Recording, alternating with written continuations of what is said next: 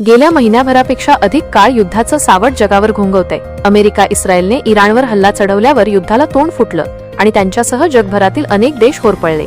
जागतिक तणावही वाढला। मात्र आता जगासाठी एक मोठी गुड न्यूज समोर आली आहे। इराणवर अमेरिका आणि इस्रायलने केलेल्या हल्ल्यांमुळे सुरू असलेल्या संघर्षाच्या पार्श्वभूमीवर काहीसा दिलासा मिळाल्याची बातमी समोर आली आहे।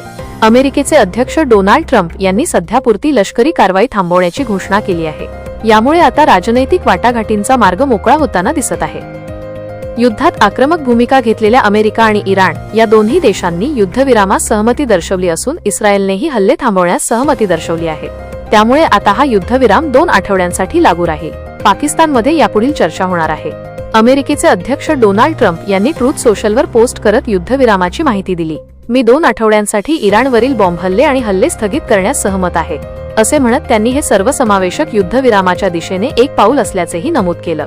पाकिस्तानी पंतप्रधान शहबाज शरीफ आणि लष्कर प्रमुख आसिम मुनीर यांच्याशी चर्चा केल्यानंतर हा निर्णय घेण्यात आल्याचं अमेरिकेच्या राष्ट्राध्यक्षांनी सांगितलं। नियोजित हल्ले स्थगित करण्याची विनंती पाकिस्तानने केली होती। इराणने होर्मुझची सामुद्रधुनी पुन्हा उघडले तरच या अटीवरच हे हल्ले स्थगित केले जातील। तणाव कमी करण्यासाठी हे एक आवश्यक असंही ट्रम्प म्हणाले। हा द्विपक्षीय युद्धविराम असेल, म्हणजेच दोन्ही बाजूंनी 2 आठवड्यांच्या कालावधीत माघार घेणे अपेक्षित आहे, असंही ट्रम्प यांनी लिहिलं।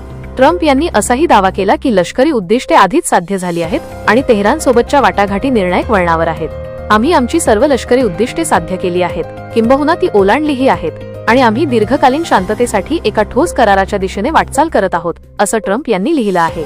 इराणकडून अमेरिकेला 10 कलमी प्रस्ताव मिळाला आहे। हा प्रस्ताव म्हणजे वाटाघाटींसाठी एक व्यावहारिक आधार म्हणता येईल। ट्रम्प यांच्या मते बहुतेक महत्त्वाच्या मुद्द्यांवर आधीच सहमती झाली आहे। 2 आठवड्यांच्या शस्त्रसंधीमुळे दोन्ही बाजूंना करार अंतिम करण्याची संधी मिळेल आणि हा दीर्घकाळ चाललेला संघर्ष आता तोडगा निघण्याच्या जवळ आला आहे, असे संकेत अमेरिकेचे अध्यक्ष डोनाल्ड ट्रम्प यांनी दिले। ट्रम्प यांनी ठरवलेल्या अंतिम मुदतीच्या काही मिनिटे आधीच युद्धविरामाचीही घोषणा केली। काल रात्री ट्रम्प यांनी इराणची संपूर्ण संस्कृती नष्ट करण्याची धमकी दिली होती। त्यांच्या या विधानाकडे अणुहल्ल्याची धमकी म्हणून पाहिले जात होतं।